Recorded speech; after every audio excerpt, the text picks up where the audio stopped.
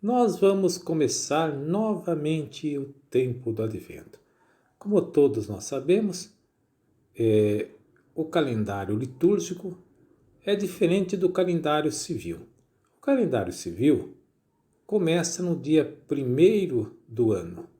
O calendário litúrgico começa no primeiro domingo do Advento. O Advento é o tempo de preparação não só para a festa do Natal, celebração da primeira vinda de Jesus, mas também preparação para a segunda vinda de Jesus. Agora, não mais uma frágil criança, mas em poder e glória. O Evangelho de hoje vai nos falar da segunda vinda de Jesus. Este Evangelho é apenas um pequeno trecho de um capítulo mais desenvolvido, cujo gênero é apocalíptico. Nós conhecemos um livro que tem o nome de Apocalipse, mas o gênero do Apocalipse não é exclusivo deste livro. Nós encontramos em profetas como Daniel e Ezequiel e também em várias passagens do Evangelho, como na passagem que vamos refletir hoje. A cultura popular se refere ao Apocalipse como algo que está ligado à previsão do fim do mundo, à previsão de catástrofe. Mas devemos ser mais justos e precisos, porque na verdade o Apocalipse, ou este gênero, não fala propriamente do final do mundo, como se o mundo fosse deixar de existir. O que ele fala é o final deste mundo dominado pelo mal e pelo pecado, e o surgimento de um novo mundo onde reina a harmonia, a paz. O que ocorre é que você só pode, por exemplo, você tem uma casa velha, no lugar dela você só pode construir uma nova se, em primeiro de tudo, você destruir a casa velha. Então, um trabalho sujo, um trabalho assim, bruto, de modo que o que tem que levar em consideração é o lado positivo, mas às vezes a cultura popular fica no lado negativo da coisa. Olha, é impossível construir algo sem destruir o que não funciona. E se no exemplo da casa velha, a casa velha, ao ruir, não vai ser inodor.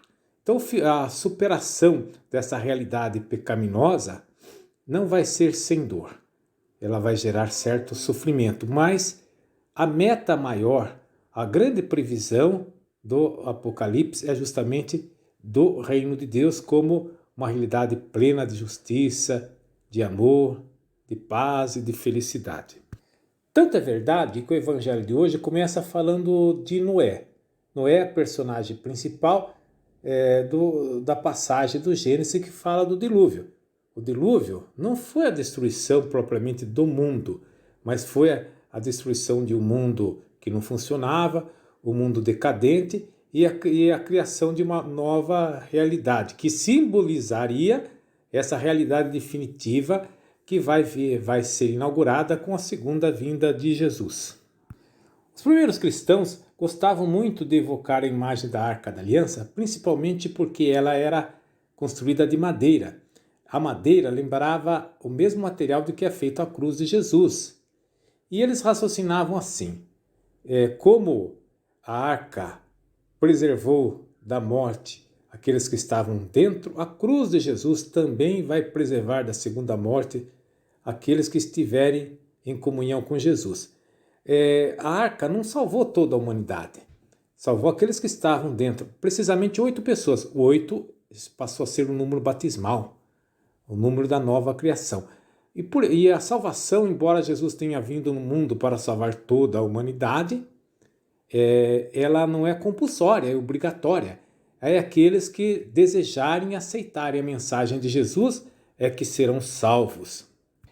O versículo 40 e 41 falam de que vai estar 2 homens trabalhando no campo, um será levado e outro será deixado.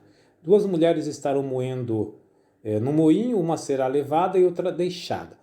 Você sabe que o trabalho, aqui fala do trabalho masculino, que é mais ligado ao campo, e o trabalho feminino, que é mais ligado na preparação da comida. O trabalho no livro do Gênesis é considerado, como assim dizer, uma pena do pecado original, não no sentido que o trabalho seja uma maldição, mas o cansaço, a fadiga do trabalho é que é o castigo, porque antes disso o trabalho era prazeroso, o homem devia cultivar o jardim. Depois que ele decaiu, o trabalho ele vai sentir a fadiga do pecado. Mas aqui no caso, o verbo que ele usa, a tradução diz assim, será levado, será tomado. Mas no grego é o mesmo verbo que é usado na passagem onde o anjo diz para São José, né? Não temas tomar a Maria como sua esposa.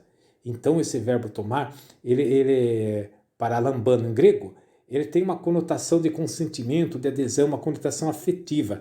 Então, aqui, nesta linguagem, está falando daqueles que estendem a mão na adesão à mensagem do Evangelho.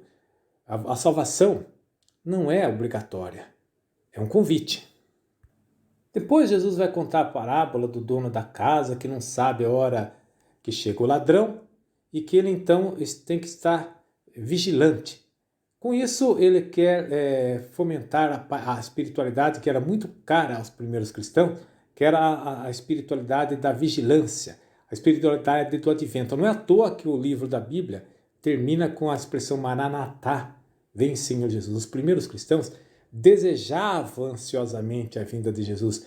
É uma vigilância que eles tinham, não propriamente do soldado esperando o bandido, mas a vigilância da esposa esperando o esposo. Esta era a espiritualidade fundamental. E como a vinda de Jesus será imprevisível, não sabemos o dia nem hora, mas quando Jesus fala que o Pai sabe, o Pai, segundo a concepção de Jesus, é positiva. Não é um segredo que não é para ninguém saber, mas é o segredo que está no coração amado do Pai. Ele tem paciência conosco, ele vai dar chance para nós, mas ele virá. Então, lembra que a nossa oração principal começa com a palavra Pai.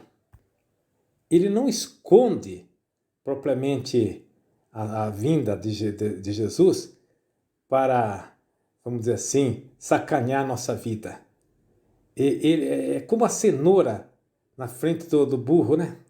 Lembra que antigamente usavam uma cenourinha para o burro correr atrás dela? Então, quando ele não nos revela a data, é para que nós mantenhamos acesa a espiritualidade da vigilância, porque é a espiritualidade preciosa para nos levar até o Pai, a espiritualidade que vai manter acesa a chama do amor de Deus no nosso coração. Amém.